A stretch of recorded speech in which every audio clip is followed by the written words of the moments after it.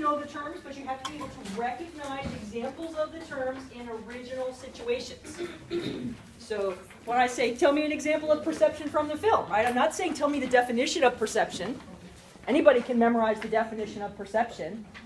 What I need to know is, can you recognize an example of perception in somebody's story? Right? That's what's important.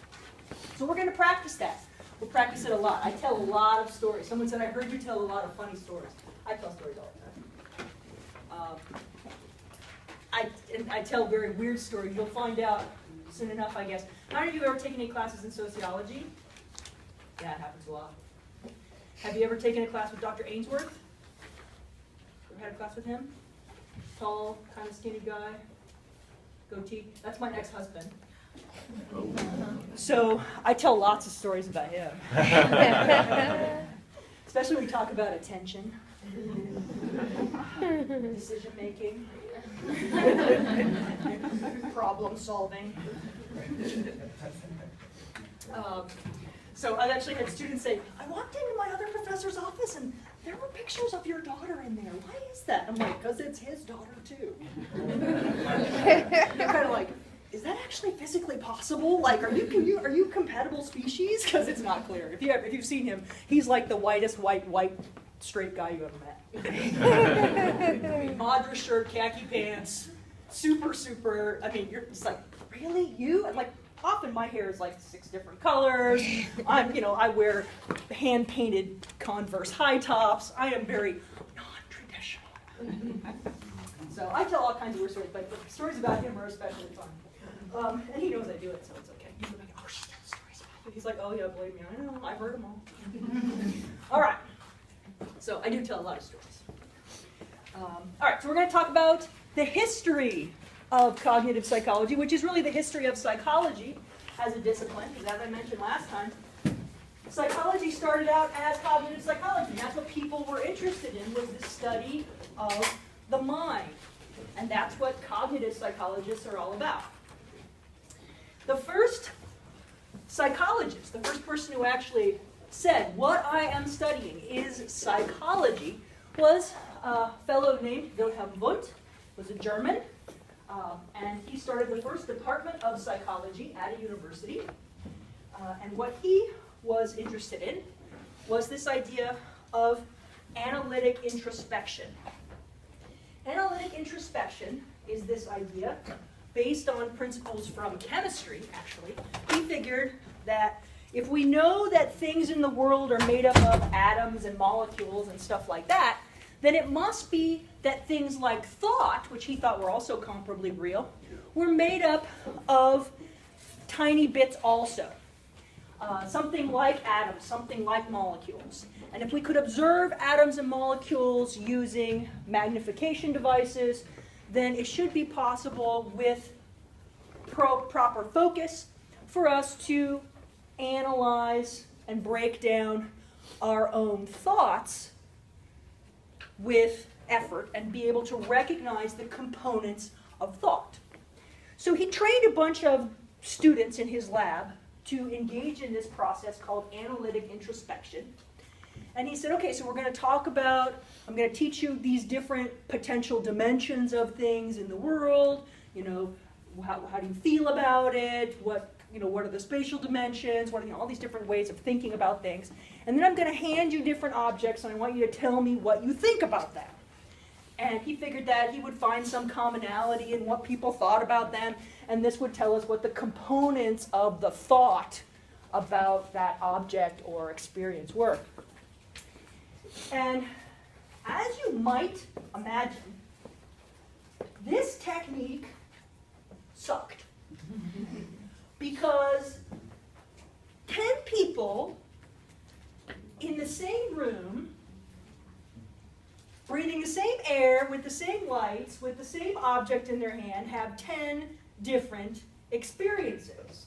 Because we don't come to any of our perceptual experiences independent, we all come to them independently, right? We come to them not clean of our past, but with all of our previous baggage in tow.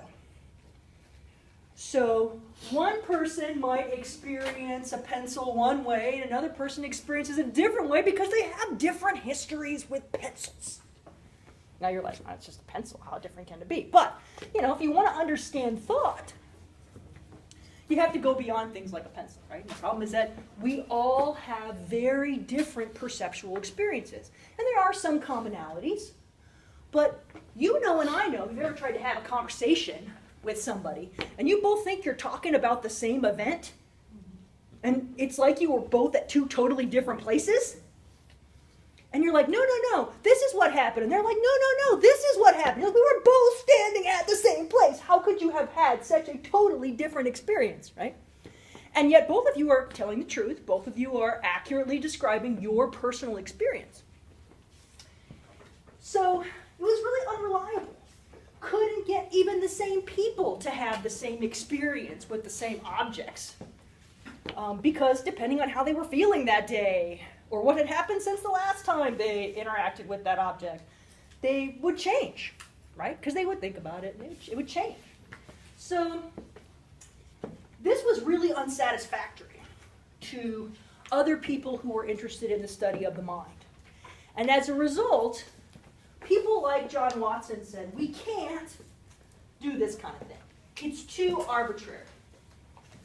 We need not this introspection where people are thinking about their own thoughts and trying to describe it. There's too much bias. There's too much junk. It's too hard for people to give us objective interpretations of their experience. We need a way to look at the mind through reliable, observable behavior. We need things we can see and we can count, not tell me how you feel about a pencil. And so he said, in fact, you know what? I don't even know if we can study the mind, because the mind isn't even a thing we can see. The mind is this abstraction. It's a thing we think is there, but there's no way to see it. There's no way to measure it. There's no way to touch it. So in fact, let's just step aside from that. If we're going to be real scientists, we need to do what scientists do, and we need to look at behavior. And this is where the school of behaviorism was born. And I'm sure from intro and from every other psych class you've ever been in, you know about behaviorism. All about focusing on quantifying behavior. And this was a guy, okay, who thought behavior was the whole thing. He didn't care really anything about the mind. He cared so little about the mind and was so focused on behavior that he did stuff like condition a baby to be afraid of white fluffy things.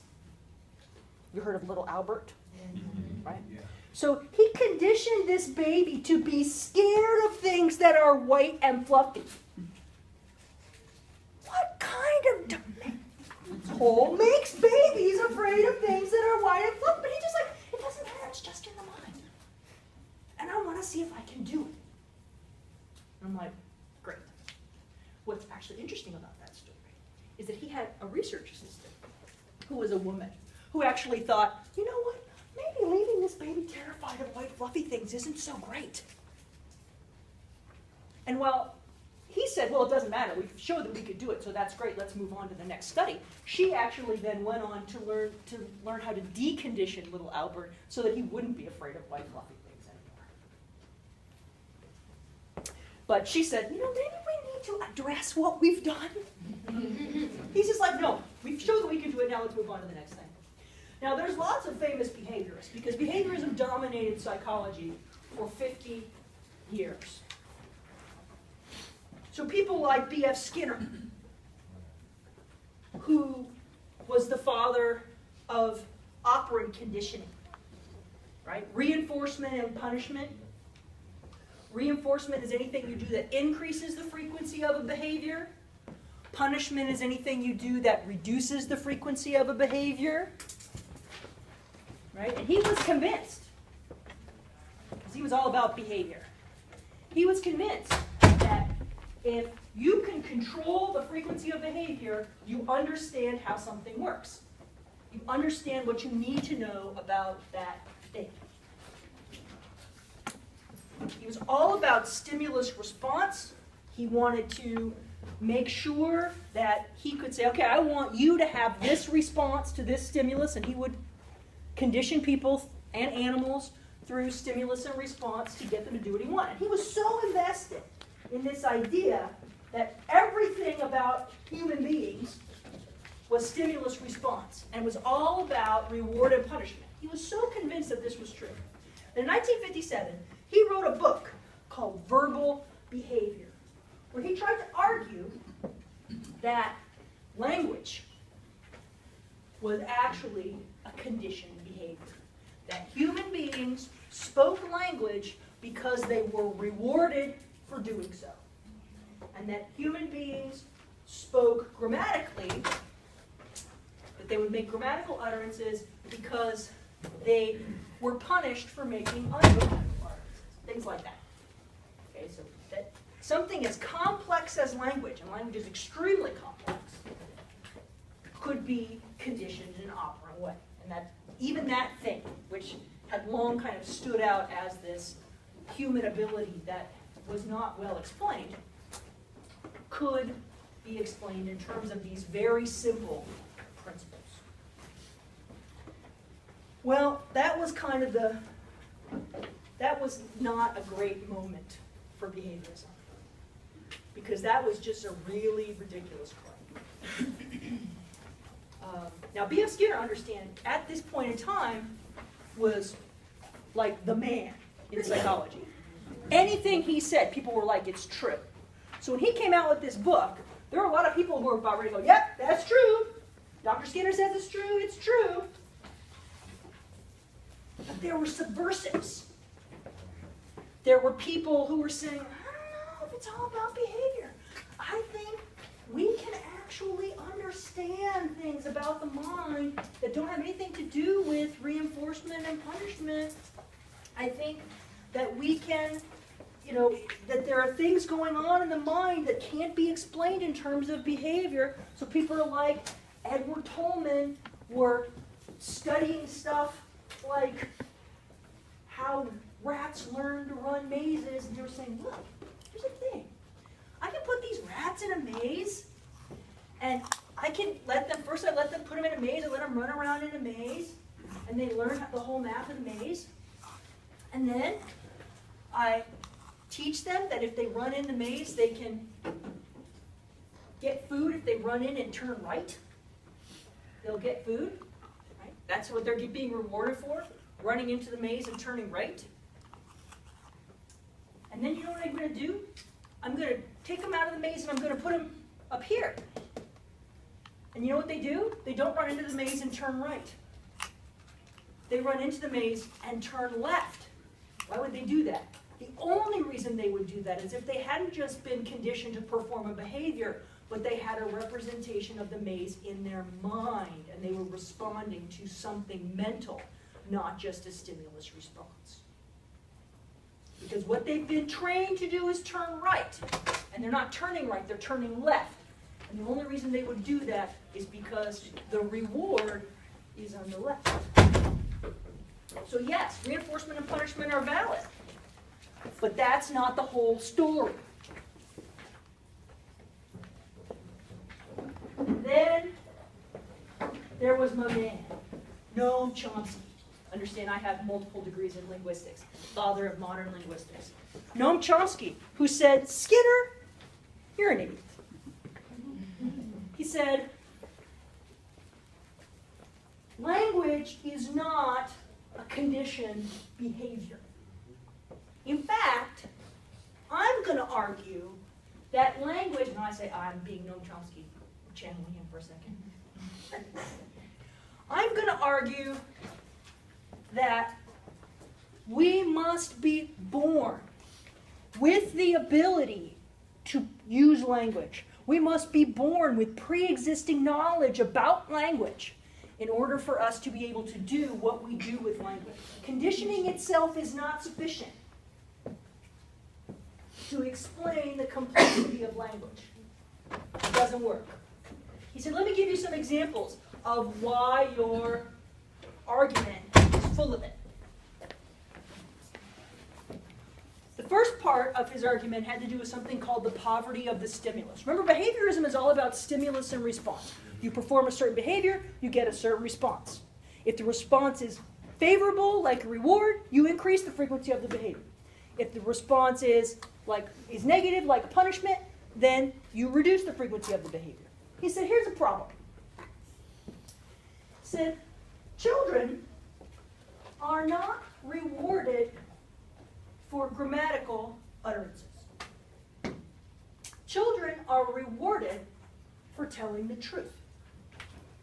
If a little kid runs up to their mom and says, Mom, Mom, Mom, I go to the store with Daddy and we got cookies. And the mom doesn't say, bad child, you said goad. The mom says, you did, what kind of cookies? So the child has been rewarded for the communication by getting what they wanted, which is the mom's recognition plus cookies. Right? Now, if the child says, Mom, Mom, Mom, we go to the store with Daddy, and we got cookies. And the dad says, now, we didn't get cookies. You wanted to get cookies, but we didn't get cookies. Don't lie to your mother. That's a punishment, right? The child's being corrected. Not for the goad, which no one has even talked about, but for saying that they got cookies when they didn't get cookies. And so that's a bit of a problem. The children produce ungrammatical utterances all the time. Heck, adults produce ungrammatical utterances all the time. And nobody freaks out, nobody punishes us, unless I'm grading your paper. But in speech, people make mistakes all the time, and nobody loses it. But children make ungrammatical utterances all the time. And what's interesting is that we eventually all grow up to produce predominantly grammatical and appropriate speech. And even though what we've been punished for is lying, pretty much everybody knows how to do it. Right? So we were rewarded for telling the truth. We were not punished for bad grammar. And yet when we grow up, we speak grammatically and lie like the dickens. That's wrong. That's backwards, right? It shouldn't work like that. We should all be speaking with bad grammar and telling the truth all the time, and that's not the way we are as adults. It's also true that children produce structures like goad. I go to the store. 1 hand, 2 hands. 1 foot, 2 foots. Right? They totally say stuff like that. I hit it. He hit it me, so I hit it back. Now, I'm really sure no growing up around any of those kids ever said, hit it. So where did the kid get that? Somewhere, somehow, the kid has been figuring out rules that nobody is teaching that kid. And if the parents don't even know they're teaching these rules by modeling what the proper forms are, how the heck are they rewarding them for these things? They don't even know what they're doing. They don't even realize what they're doing. Kids are producing forms nobody around them is making.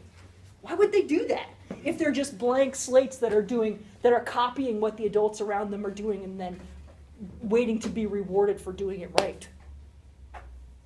And this is what Chomsky meant by the poverty of the stimulus. Children don't get enough good language data from the adults around them and enough instruction in all the complexities of language to figure it out through reward and punishment. Adults don't even know what they're doing with language. Ask the people who are taking my Psych of Language class how much they've learned in the first 2 days about language that they didn't know before. And they're all experts at language. You can know lots and lots about language but not know that you know it. And the only way that that makes sense is if language is, at least in part, an innate behavior. In other words, we are, as human beings, are born with the ability to produce language. It's something that's in our minds from the beginning. We know how to use language like birds know how to make nests. It's an innate behavior for us. It's not something that's conditioned. But we engage in a process called parameter setting, meaning that we're born with the ability to learn any language. Doesn't matter. Any human language, any human being can learn. So we're born ready to learn language with kind of a core set of rules about what language is and should be. And what we learn from our environment is how we should set up the system. So we're born with hardware. We just don't know how to configure it for the language that we're going to use. And what the environment teaches us is how we need to turn this knob and turn that knob and which things we should be sensitive to, and that's how different languages of the human world manifest. So no, Skinner, sorry, my man, you can't explain all of language with just conditioned response. It's not enough. There has to be some innate ability in the mind for language to work the way it does. I mean, think about it. Have you ever talked to a 3-year-old? 3-year-olds know stuff. And 3-year-olds, I mean, these are kids who cannot effectively wipe their own bottoms, cut their own food, pick up after themselves, and yet they can do stuff with language that you could not do after 3 years of studying language. In high school, could you? No. How many of you studied foreign language in high school? And how fluent are you? Yeah. Thanks. So this was a big deal. The fact that Chomsky came out and challenged Skinner openly and actually started to tear down the tenets of behaviorism and say, you can't explain this just through conditioned response. This gave people courage. This gave other people courage to rise up against the behaviors. It's kind of like the machines rising up against the people and the apes, you know, rising up against humans. Well, the people who said it's not all about behaviorism started to come out of the woodwork.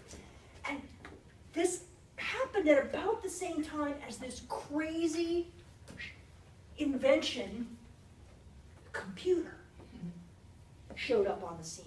Now, of course, we're talking computers that were ginormous, where a computer that could calculate what, you know, your phone can calculate would be as big as this whole floor, right? Not even that. It could do like addition, subtraction, multiplication, and division. It would be as big as this whole wing of this building.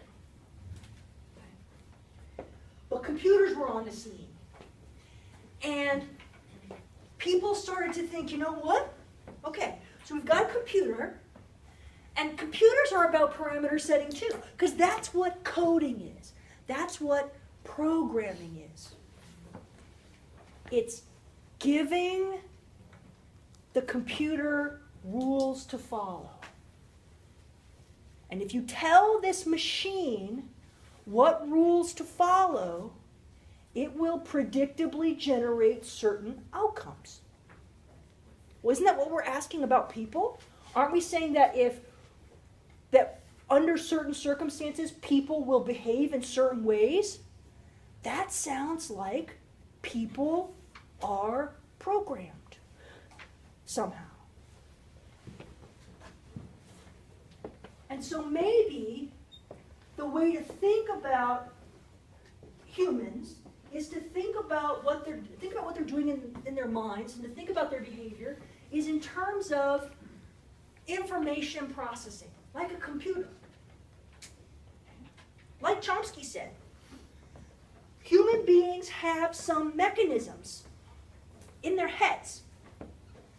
And what we learn, what our conditioning teaches us, is what kind of stuff goes in at each level, and when it comes out, we put it into another level, and we kind of work through these modules of thought until we get to a particular behavior. And this framework for thinking about human thought, for thinking about human cognition, is still the current foundation for cognitive psychology since the early 60s, late 50s, early 60s. This is how we think about cognitive psychology now, and from an information processing approach. We think about the mind as a series of units, and every unit's getting a specific input, it's generating a specific output, and our job is to figure out what rules are getting applied at each stage to generate the specific output, and how people learn those rules. Were they born with those rules, or did they have to learn them? And can we influence what rules they use? That's what we're doing as cognitive scientists, trying to figure that stuff out. God, it's really hot. Okay, it's like 90,000 degrees. Now, this idea that we could model the mind using information processing was very exciting. Lots of people from lots of different disciplines were like, yes, that sounds really cool. Let's see what we can do with that. Let's play with that idea and see where we can go. So folks like Colin Cherry and Donald Broadbent started to explore the mind openly, like they weren't doing it in secret anymore. Like poor Edward Tolman, who was like, I'm looking at some rats. But these guys they were like public about their study of the mind. Colin Cherry did this really cool thing. He wanted to study something that he called the cocktail party problem. We don't really have cocktail parties anymore. As in back in the day, I totally remember my parents having cocktail parties when I was little. And I remember, when we're talking like in the 70s, cocktail parties were the thing. And 70s cocktail parties were awesome because the guys would all come in those fat lapels, big ties, and the women were all wearing those crazy long leopard print gowns with the gowns, big jewelry. Awesome. And they would drink these foofy drinks like creamed mint. And when you're like 4, creamed mint looks like shamrock shake. So when the grown-ups go in the backyard to look at the roses and they leave their shamrock shakes sitting around the living room, you and your little brother go and drink them. Yeah.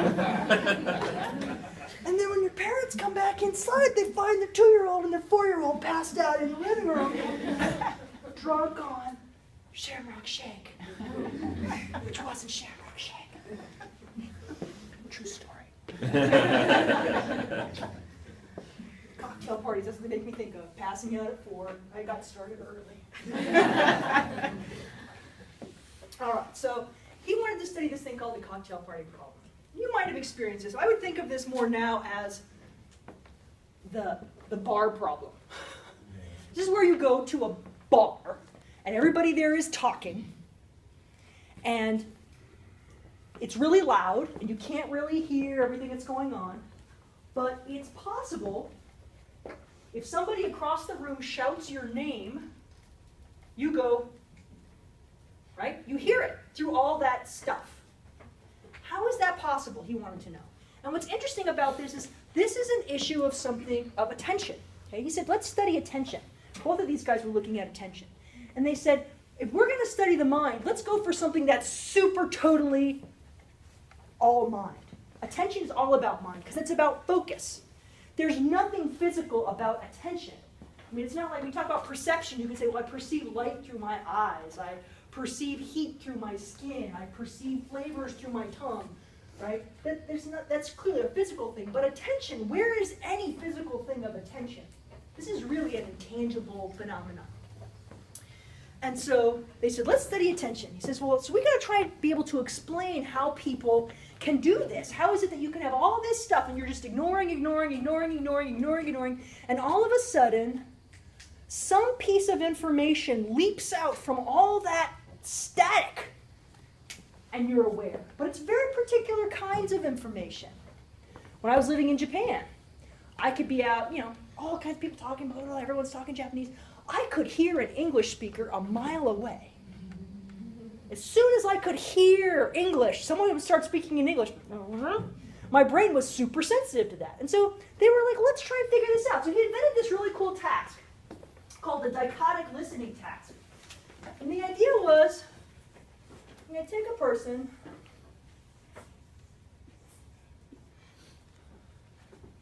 and you're going to put headphones on.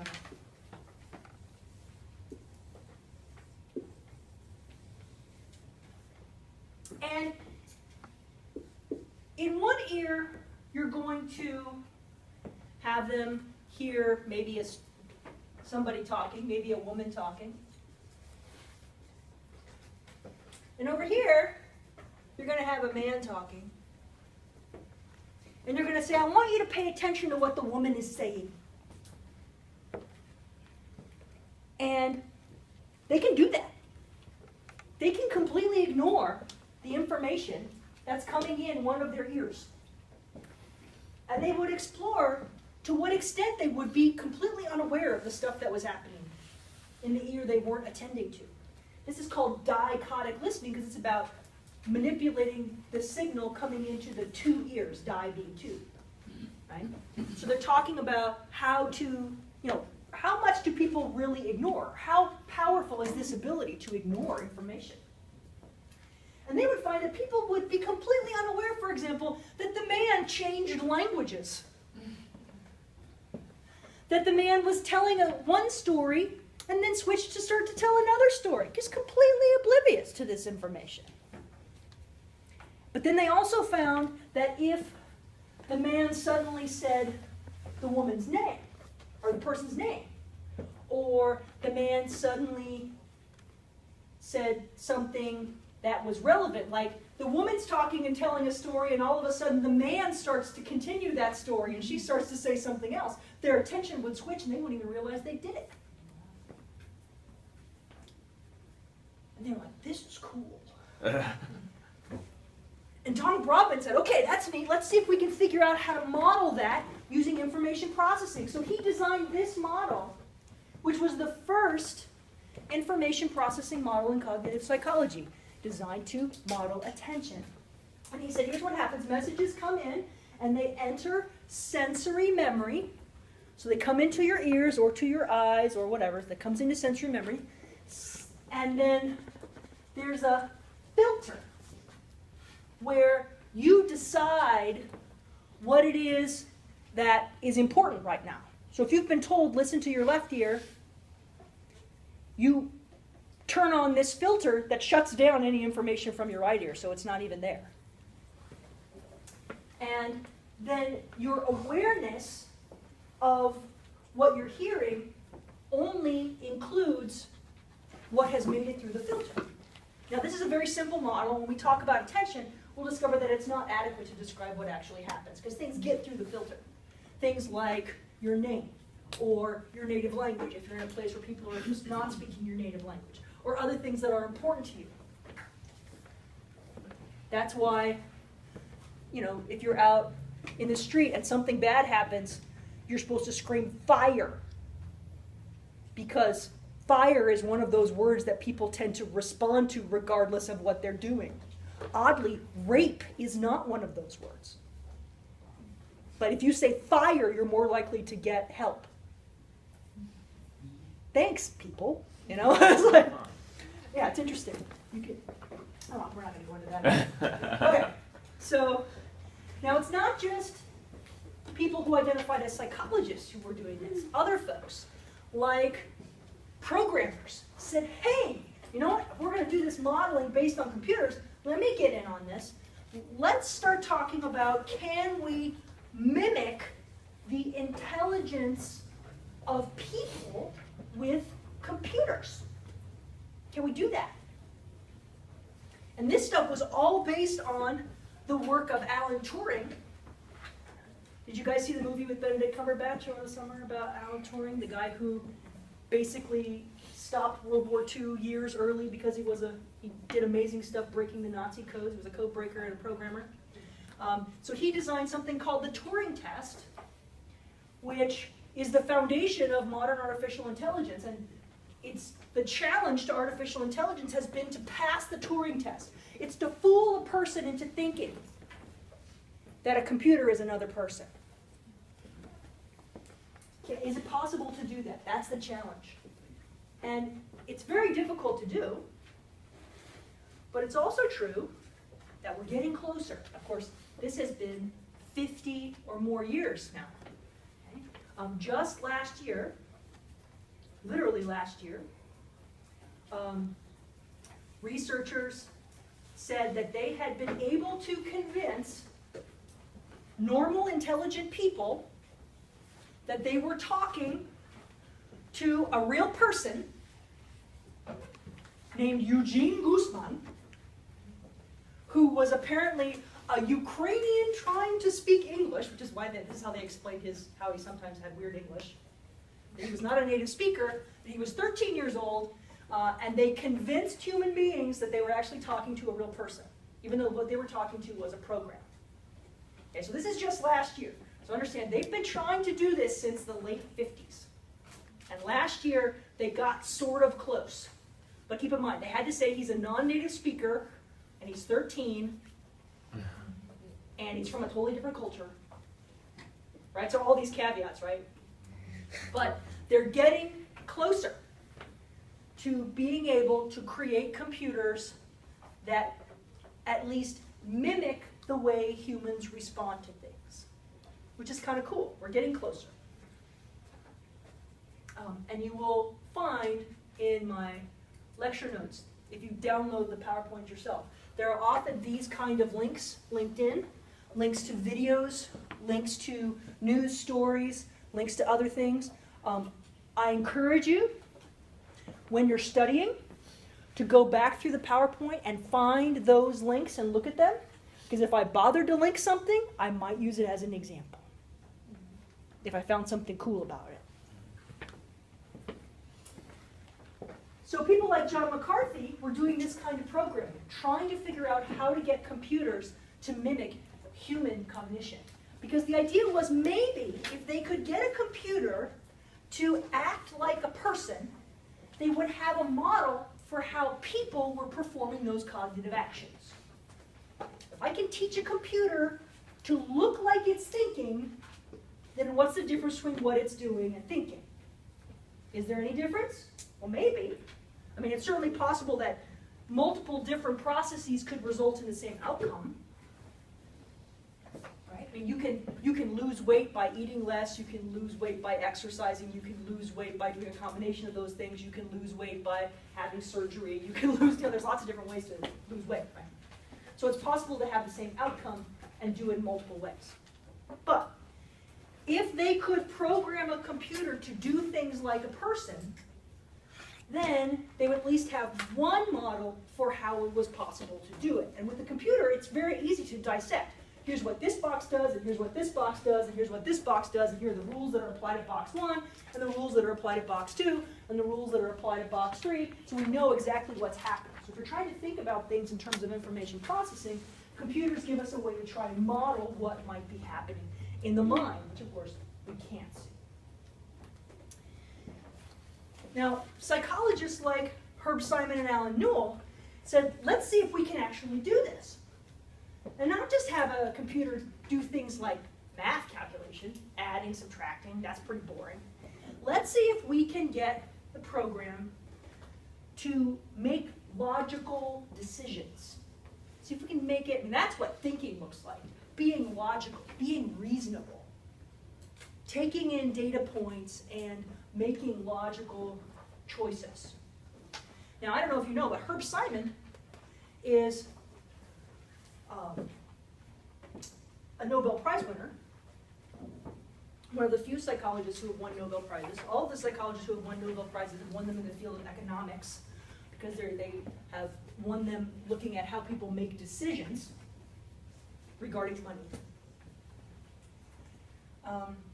I actually have met Herb Simon, and he likes my pumpkin pie. Because I did my postdoc at Carnegie Mellon while he was still there. And I can tell you, the whole year I was there, all I wanted to do was go, can I see your Nobel Prize? Can I? I mean, He's the only person I've ever met who has actually won a Nobel Prize. It's very tempting. I never did ask him though, but he did say my pumpkin pie was awesome. But they did manage to do this. They managed to create a logic theorist program that mimicked reason, that showed a computer could think reasonably and come up with a logical conclusion given different premises. And this was the first time that had ever been done. Not just doing math, but coming up with a reasonable conclusion. Something that looked like it was reasoning or thinking. In 2002, Steven Pinker, who was one of the foremost cognitive psychologists and cognitive scientists of our time, also happens to be a psycholinguist, he talked about this 50 years of change as the cognitive revolution. And he said the cognitive revolution, this shift in psychology towards thinking about the mind, towards thinking about cognition, and thinking about information processing, can be summarized this way. This is the scientific community stepping away from looking straight up at behavior and saying the mind is not just a blank box that we cannot look inside. The mind is made up of many parts, and the parts are knowable. Okay, so we can study the mind and we can learn its structure. And it has a structure. We believe that. It's a complex structure. It's going to be hard to deconstruct, but we can do that. We can study this complex structure through interaction with the physical world. So we can observe behaviors, observe how people respond to the environment. We can examine the kinds of computations they're performing or the kinds of computations we get machines to perform, and we can use that information to study the mind. That's okay. Observable behavior can reveal information about the mind. So we don't have to give up on observable behavior, but we do need to reclaim the mind as a viable topic for scientific study. He also said that we accept now that it's possible for a finite set of rules and a finite system to generate an infinite range of behavior. So even though human beings are so different, and they do so many different things under so many different circumstances, we believe there is a common system that they're all using, and we can learn what it is if we watch them.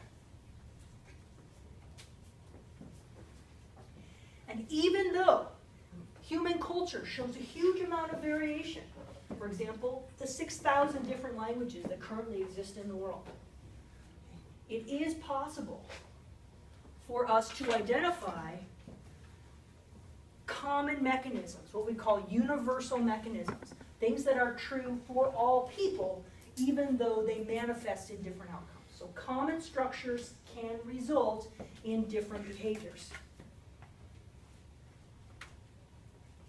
So even though we see variation, we shouldn't fear it. It doesn't mean we can't study the mind. It means we just have to figure out what common structures would allow for all that variation to happen. What tweaks on the system would allow that variation to occur. And that's okay.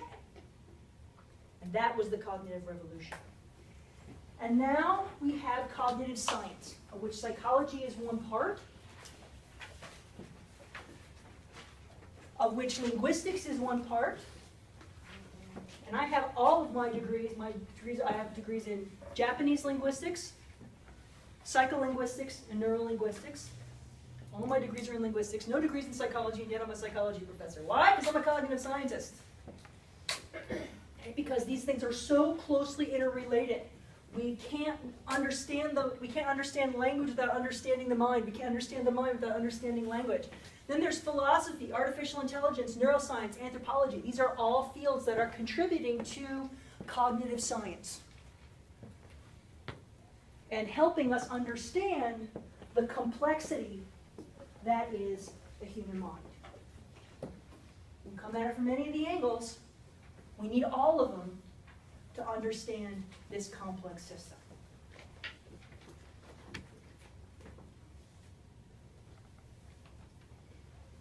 Okay. Does anybody have any questions about that? You okay with that?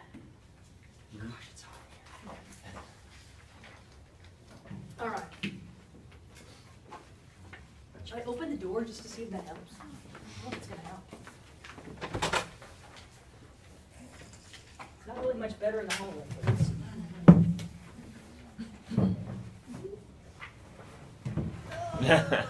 not good. Okay, well, we can't open the windows because, of course, all the windows are designed to keep people from jumping to their death. That's not good when classrooms are designed so people can't jump to their death from them. What does that say about what they think about the quality of teaching? I'm out of here. I can't stand any more Bueller lecture. It's going to kill me. Okay. No questions about that. Then let's jump in and talk about the next bit for a little bit. Tell us time to take a break. Cognitive neuroscience.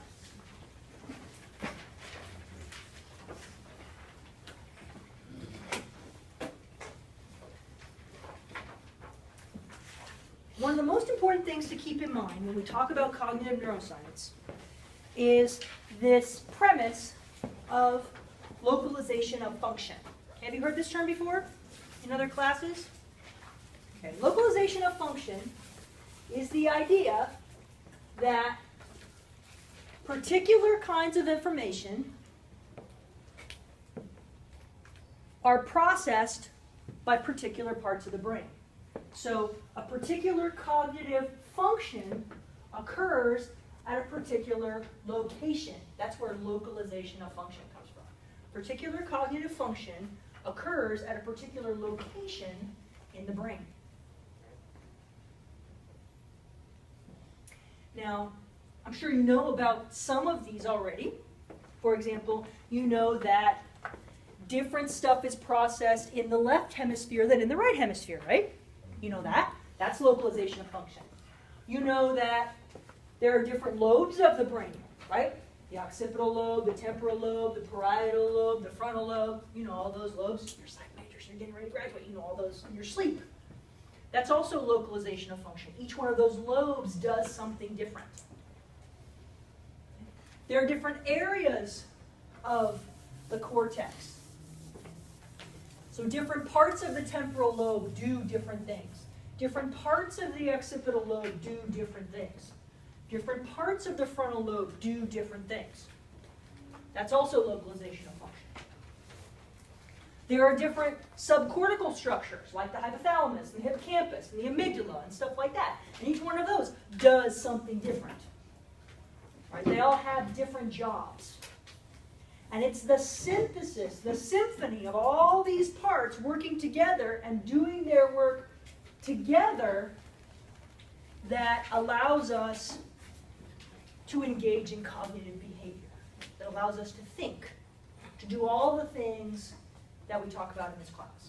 Okay? It's the synthesis of all these things doing their jobs. But we want to look at, if we're interested in cognitive neuroscience, we're going to try and figure out, okay, so what is the job of this part? What does it do? And we want to be able to map the different locales in the brain and assign different functions to them. Now, sometimes a particular location performs a specific task. For example, I'm sure you've learned that the amygdala facilitates our fight or flight response, right? Aggression or fear, right? Amygdala is active. You're going to fight or flee. But there's also cases where a particular location in the brain is part of a neural pathway. In other words, that part of the brain is part of the path that information moves through. So it doesn't perform a function itself, but if it gets damaged, information can't get from one place to another for that function to occur. So we're looking not only at what does this particular part do, but also what other parts does it help. We want to know both of those kinds of things when we talk about localization of function. So we know from Dr. Bowlby-Taylor's talk that your left hemisphere is all about serial processing, all about things that require very specific application of rules in a particular order. It's about thinking about the future, thinking about the past, planning, organizing, everything being super structured. We know that. Very linear. The right hemisphere is very holistic. It's expansive. It thinks about things all connected together. It's not about rules, it's about experience. It's about taking it all in simultaneously and just sensing all the parts all at once. Not having to have it be reasonable or follow any rules, it just is. That's your right hemisphere. Then you know things like the frontal lobe. I love my rotating brains. Aren't those cool? Yeah. I wish I had invented those. They're awesome. So the frontal lobe, right? The frontal lobe is localized, that's how we talk about it. It's localized for planning, organizing. We talk about that ability to plan, organize, strategize. That's frontal lobe. It's the controller. It's the coordinator. Our frontal lobe, you can see it's quite big, right? Pretty big, certainly bigger than any of the other lobes. The frontal lobe, interestingly enough, one of the last lobes in the brain to fully mature. Adolescents do not have a fully developed frontal lobe, which explains a lot of the crazy crap teenagers do. Because they're not as good at strategizing or planning or thinking about the consequences of different choices. And I see the parents of teenagers going, uh-huh. I mean, clearly as a 4-year-old, I wasn't good about thinking about the consequences of drinking the Shamrock shakes in the living room, but I didn't understand all the relevant parts. They're about controlling your behavior. So choosing not to do something even though it might feel really, really good. Or make you feel really, really good. Right? Teenagers are really bad at that. They're like, it feels good, do it! Some people never get past that stage. Right? But teenagers are especially about that. Teenagers are all about, I can physically do things, so I will do them. And it's like, stop and think for a second. And they're like, what are you talking about, stop and think? Because they literally do not have the frontal lobes that can do what adult frontal lobes can do. You know, so they're not always good about making good choices about aggression or sexual drive. Or about making good choices about which strategy would be good for solving a problem. So sometimes they make bad choices. Not always, yeah. At what age is that fully formed? You have a 16-year-old, right? Yeah. What age is that fully formed? They really need to get into their 20s. I know. You're like, okay, gotta go get some scotch on the way home. Because mine will be gone by then. Oh, yeah. That's why we kick them out when they're 18. They're like, I got enough. No, but I mean, they need to get in. They need to get into, typically into their early 20s before they're. So hopefully you guys are all well developed frontal lobe-wise. But it's just, I mean, you're not horrible at it, but this part of your brain is developing still in young adulthood. So I always think about this as the teenager. When you think about all the things that teenagers kind of struggle with, that's it. The parietal lobe. This is about, the parietal lobe is localized for helping us deal with space, really. Think about the parietal lobe and space. It helps us move through space. It helps us make judgments about space, how far apart things are. It helps us map the world. We integrate sensory information here because you need visual information, sound information, tactile information to get a sense about how, get a sense about objects in the world. So the parietal lobe is this, where we do a lot of spatial processing.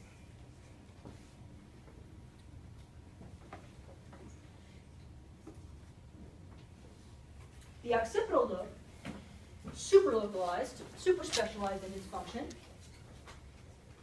all about vision. It's about taking in visual information, processing visual information, and integrating visual information with other kinds of information.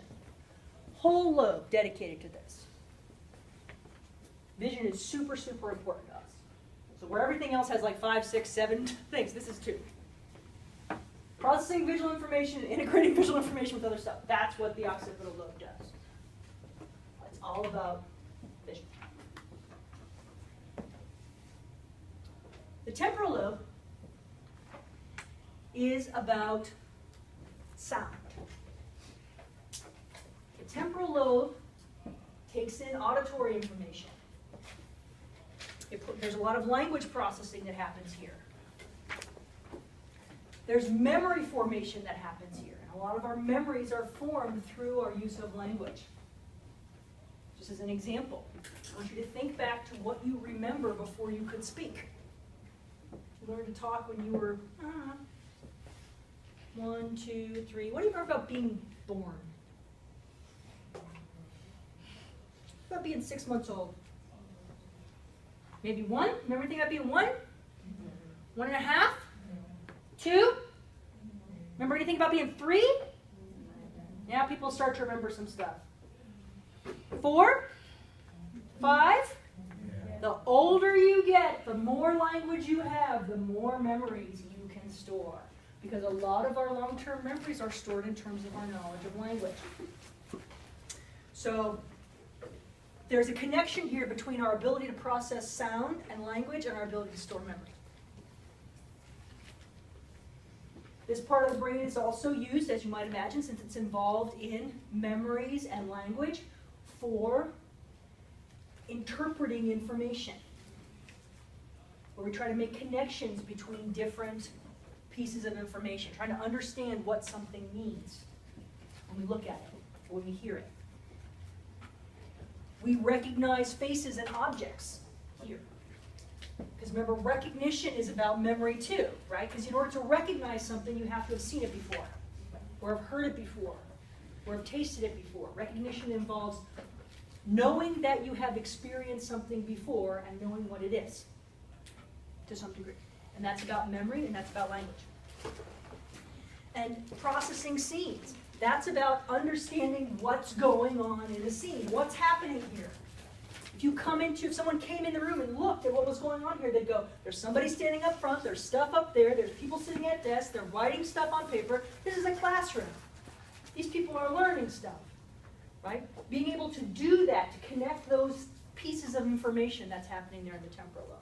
Okay, so this is language and memory and knowing when we have experienced things before. So that's lobes. We talked about cortical regions. They're parts of the cortex. They're talked about in your text. That can do really super specific things. For example, there's a part of our cortex called the parahippocampal place. We abbreviate this the PPA. The parahippocampal place, the whole job of this part of your cortex appears to be to process locations, to look at places to recognize places, to interpret, to kind of respond to places where you could move around in space.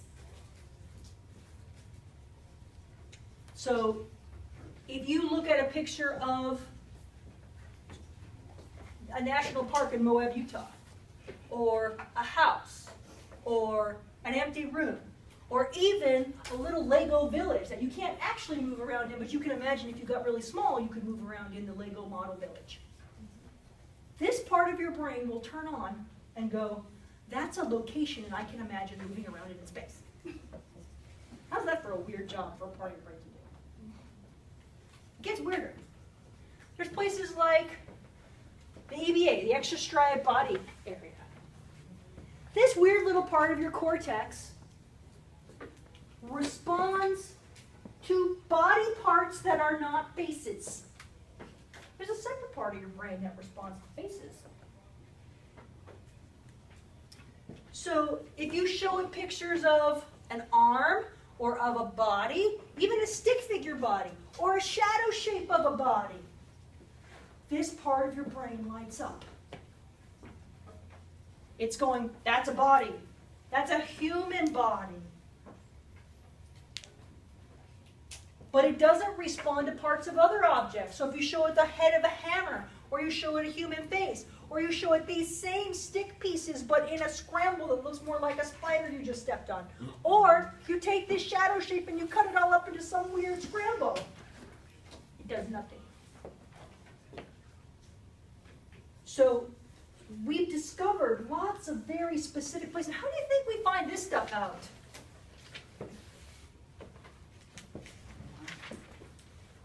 Through people getting brain damage and then losing the ability to do these very specific things. That's one way. And we discovered a lot of the things that we know about the hemispheres, the lobes, and these cortical regions from that. We've also learned about these different subcortical regions through those things. This is how we know that the thalamus is the routing center for the senses. That information comes in from the different senses and goes through the thalamus to get routed around to different parts of the brain for processing. That the hippocampus facilitates formation of long-term memories. How did they find this out? Well, nothing. They just had a person who had really bad seizures, and really bad seizures. Seizures so strong that he was at risk for snapping his own neck. And so they said, well, let's go in and let's remove these parts of his brain and see if that helps. And they cut a bunch of stuff out. And one of the things they took out was the hippocampus because they're like, that doesn't really do anything. And at that point, when the guy woke up, he could no longer form new long-term memories. And they went, oops. We didn't really think that did. Yeah, it kind of did. And other people who have received damage to their hippocampus for other reasons. Okay? We know about the amygdala, regulating emotion, fight or flight response, hypothalamus, managing the endocrine system. Right? We know that when people have malformations or damage or lesions to these areas, they lose the ability to perform certain functions. And that's why we attribute those functions to those areas.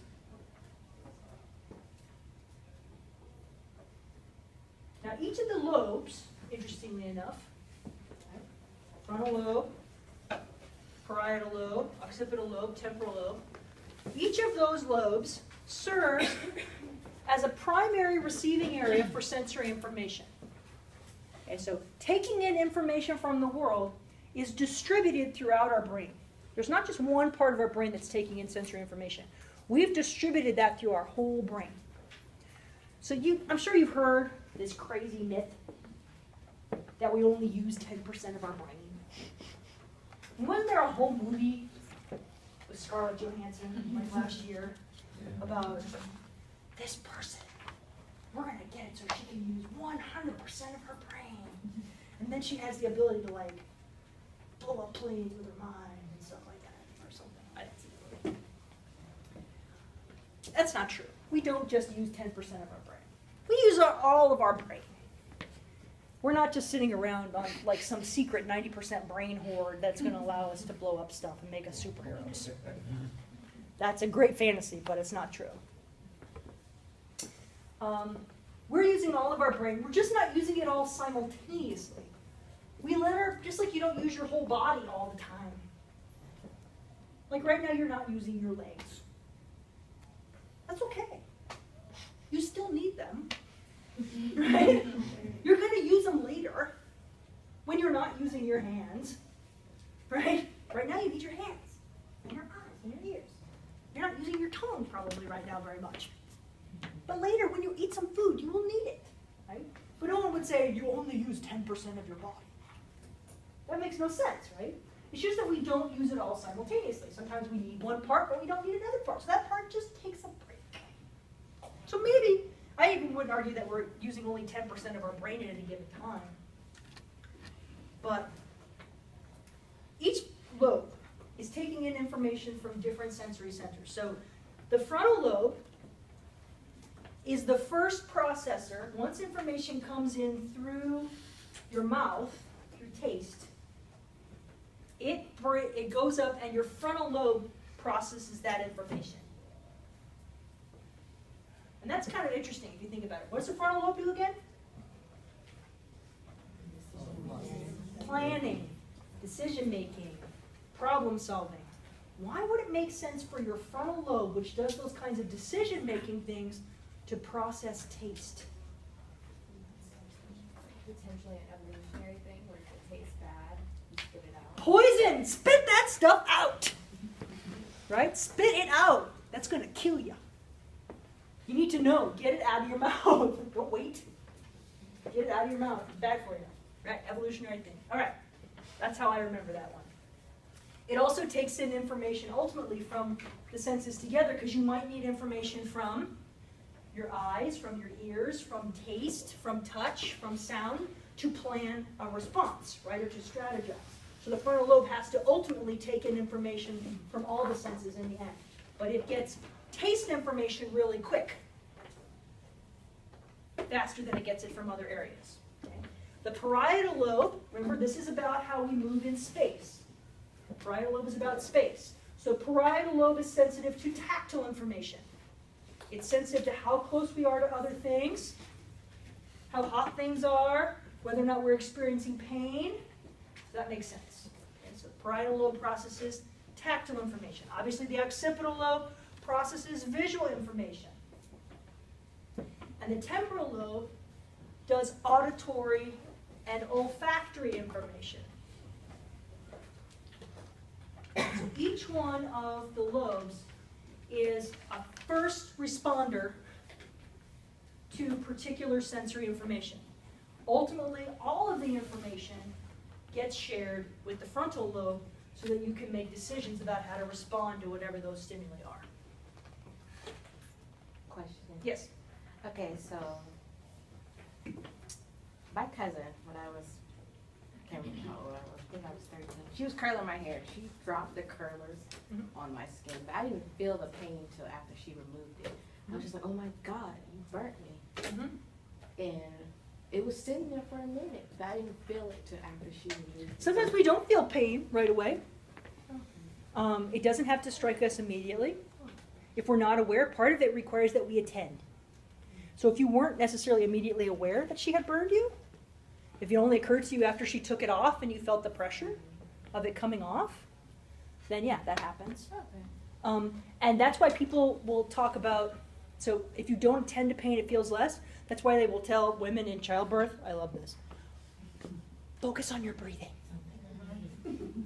It's like, I'm pushing something this big out of a space that's not supposed to be that big.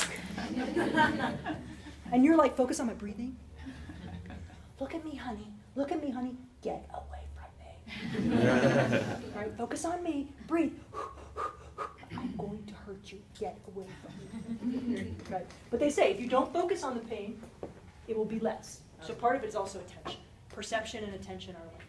So if you were focused on something else at that moment, and it just took you a second to realize, hey, what did you just do? Right? And then all of a sudden, like, ow, ow, ow, ow, ow. Right?